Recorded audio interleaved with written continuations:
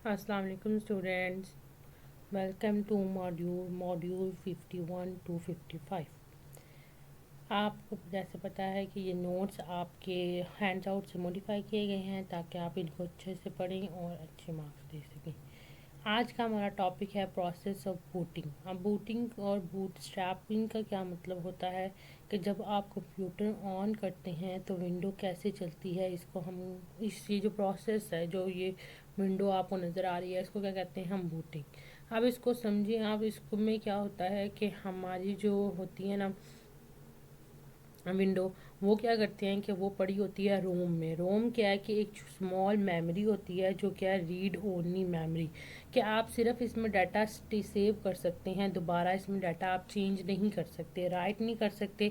एक दफ़ा इसमें डाटा फीड हो गया, इसको आप चेंज नहीं कर सकते, ठीक है।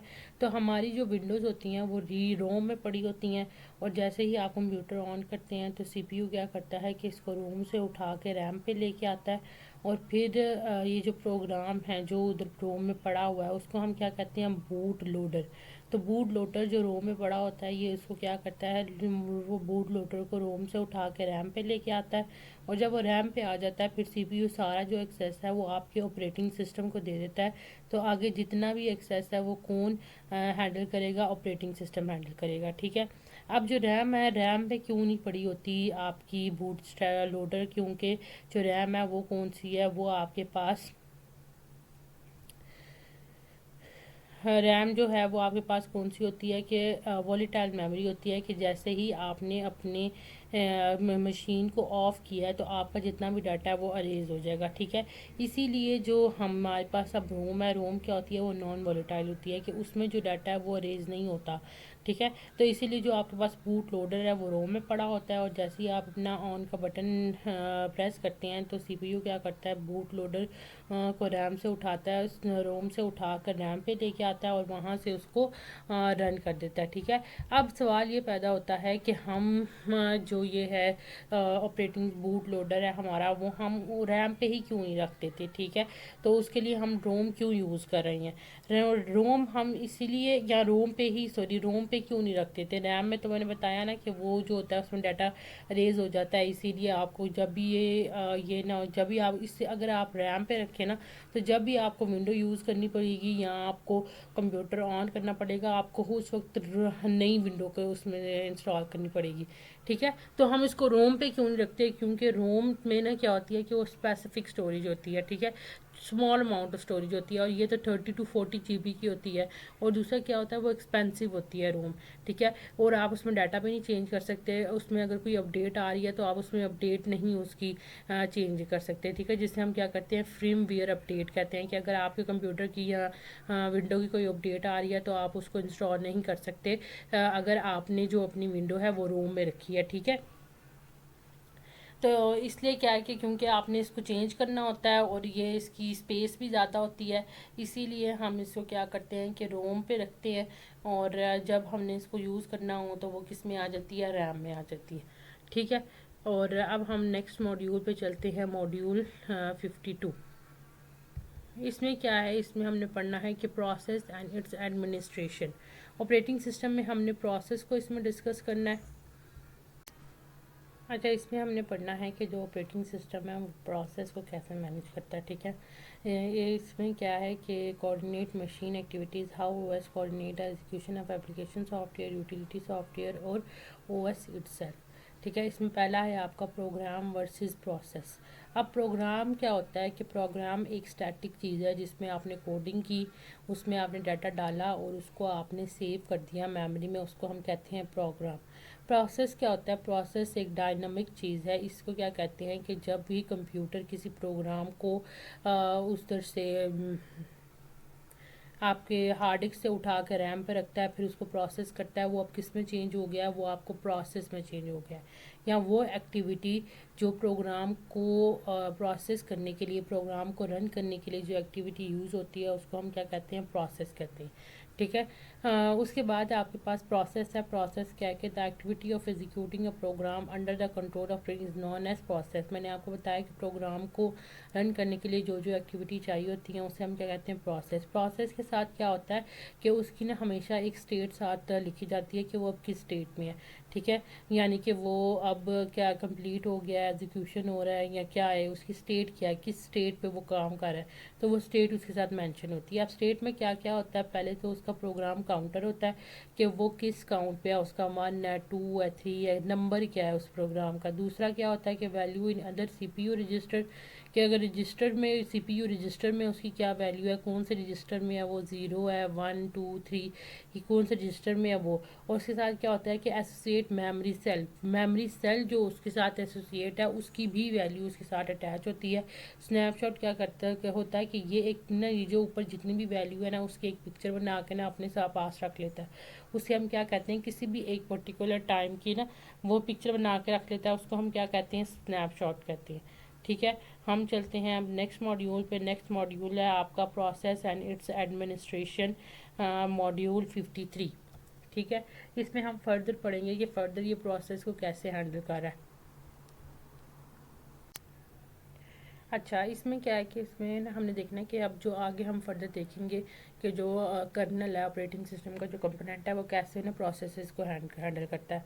अब इसमें ना दो मेन कंपोनेंट्स आपके पास आते हैं, एक आता है शेड्यूलर और दूसरा क्या आता है, डिस्पैचर, ठीक है।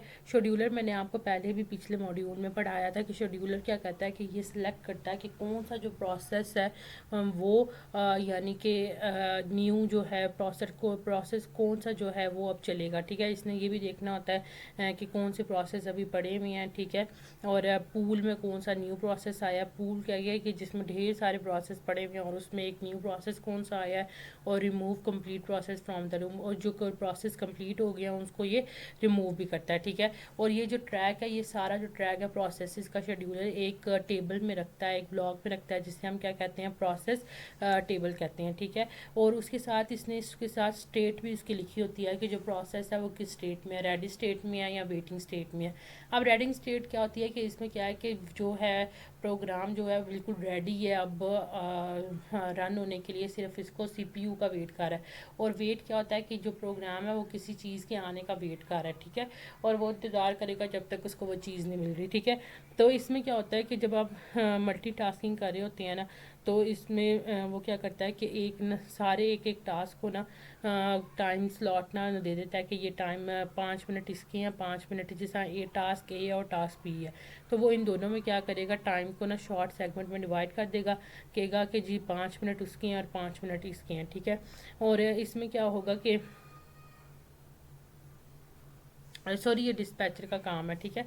अब डिस्पैचर का क्या काम होता है कि वो ना उस प्रोसेस को उठा के ना तो सीपीयू तक जो लाता है वो होता है डिस्पैचर, ठीक है। जो आपके पास था वो शेड्यूलर क्या करता है कि बताता है कि कौन सा जो प्रोसेस है वो रन होगा, ठीक है, कौन से प्रोसेस ने आना है। और जो डिस्पैचर है वो क्या करता है, उस प्रोसेस को उठाकर उस सीपीयू तक लेके जाता है, ठीक है। अब मैं मल्टी प्रोग्रामिंग में बता रही थी कि जब मल्टीपल जो आप प्रोसेसेस हैं वो आप एट अ टाइम रन कर रहे होते हैं, तो उसमें क्या करता है कि ये ना टाइम स्लॉट ने डिवाइड कर देता है प्रोसेसेस के अंदर। जब टाइम स्लॉट इन दोनों पे डिवाइड करता है ना, तो अगर 5 मिनट उसने ए को दिए हैं ना, तो ए अगर 5 मिनट अपना काम कर लिया तो वो उसकी जो स्टेट है उसको सेव कर लेगा, फिर 5 मिनट बी को दे देगा।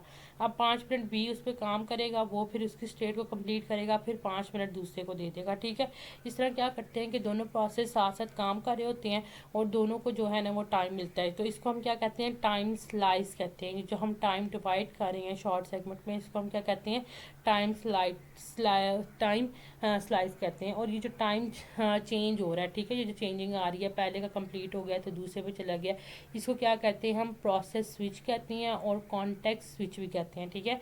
और जब इनका जो टाइम है ये कंप्लीट हो जाता है तो वो एक इंटरप्ट स्टेटमेंट उसको भेजता है कि आपका टाइम कंप्लीट हो गया और अब आपका जो है ये आपने इधर रुक जाना है, आपको सेव कर लेना है और अब जो दूसरा जो प्रोसेस है वो रन होगा, ठीक है।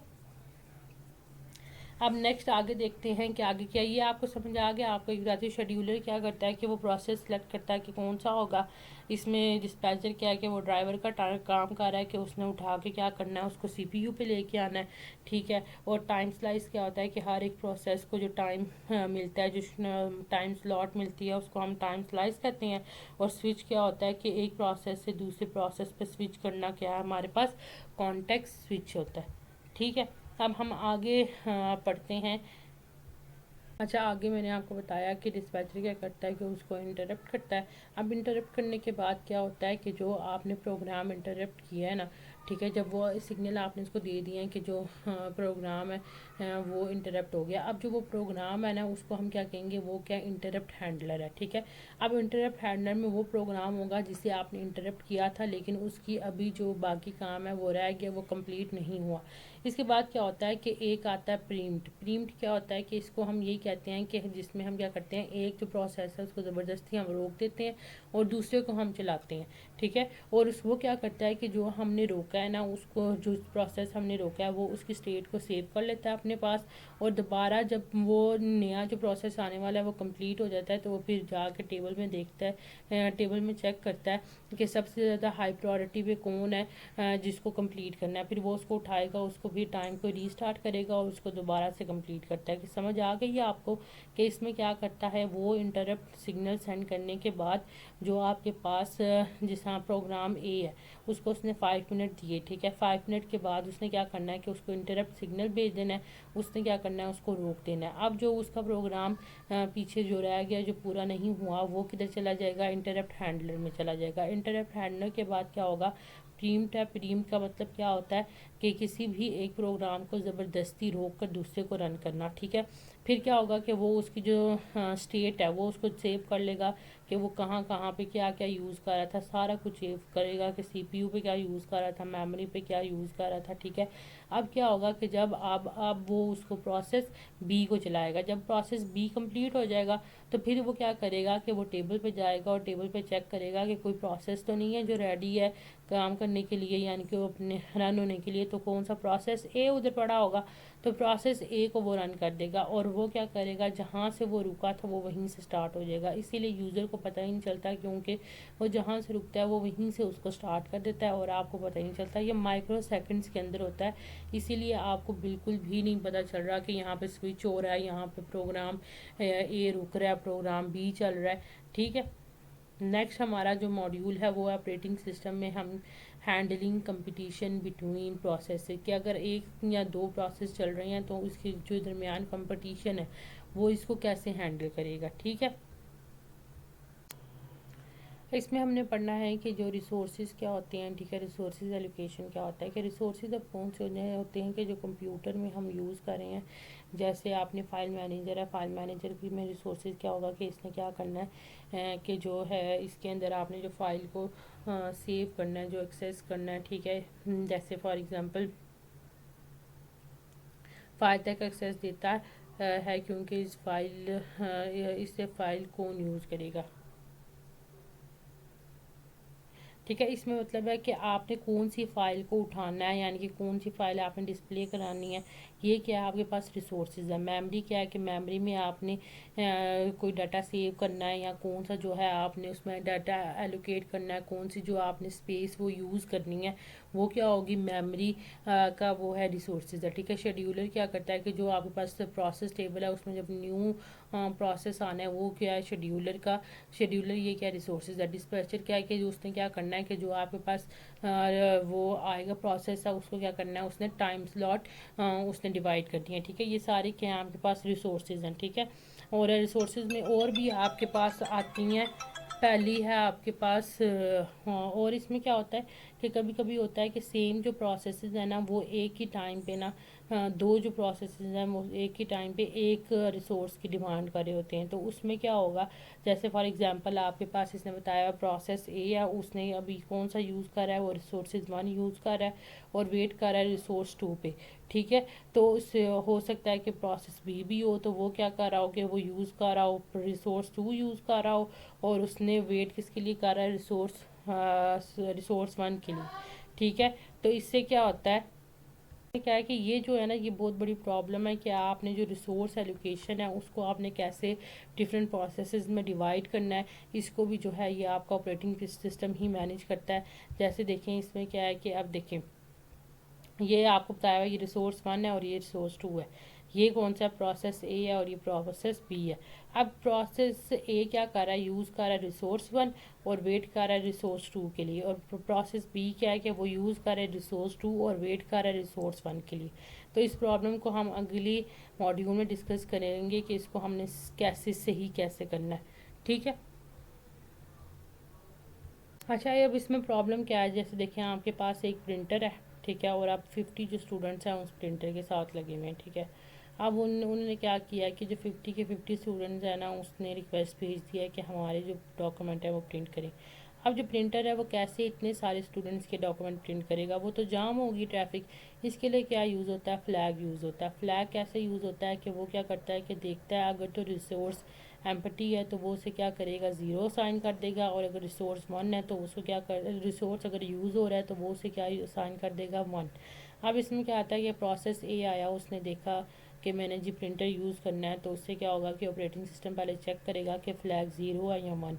अगर तो फ्लैग ज़ीरो है तो वो उसे 1 कर देगा और प्रोसेस ए को परमिशन दे देगा कि आप जाके उसको यूज़ कर सकते हैं प्रिंटर पे। अब इसमें क्या है कि जब वो जाके ये जो फ्लैग ज़ीरो या 1 है, इसको जब आपने देखना है तो ये एक सिंपल टास्क नहीं है। इसमें आपके 3-4 टास्क हैं कि पहले आपने उसको चेक करना है, फिर अगर वो ज़ीरो है तो आपने इसको 1 करना है, 1 करना है तो फिर आपने उसको दोबारा आके उसको परमिशन देनी है। इतने में क्या है कि अगर ये चेक कर रहा है तो इतने में अगर हमारे पास प्रोसेस बी भी आ गया, तो उसने देखा है कि वो क्या ज़ीरो है, तो वो क्या करेगा, वो भी दोनों जो फ्लैग है वो अंदर है, दोनों जो प्रोसेस है वो अंदर एंटर हो जाएंगे और फिर वो यूज़ का हिसाब है। तो इस चीज़ को भी ख़त्म करने के लिए हमारे पास आती है टेस्ट एंड सेट इंस्ट्रक्शन। ये क्या करती है कि ये ना उसको, यानी कि ये जो आपने फ्लैग चेक करना है ना, तो ये इसको एक स्टेटमेंट बना देती है कि वो एक ही प्रोग्राम में इसको यानी कि दोनों को कंबाइन कर देती है कि वो चेक भी करेगा और वो उसको अपडेट भी करेगा। ठीक है। तो इससे क्या होता है कि ये जो आपकी प्रॉब्लम है कुछ हद तक कम हो जाती है। और इसके बाद आपके पास एक और कंडीशन यूज़ होती है, उससे हम क्या कहते हैं, सेमाफोर। सेमाफोर में क्या होता है कि वो क्या करता है कि जब एक ब्लो प्रोसेस उसके पास आ गया, उसने चेक किया कि फ्लैग क्या ज़ीरो, तो वो क्या करेगा, अब जो डोर है वो लॉक हो गया, अब कोई भी प्रोसेस उसके अंदर नहीं आ सकता जब तक वो उसको 1 करके उसको रिप्लाई ना कर दे और प्रोसेस ए अंदर ना चले जाए। ठीक है।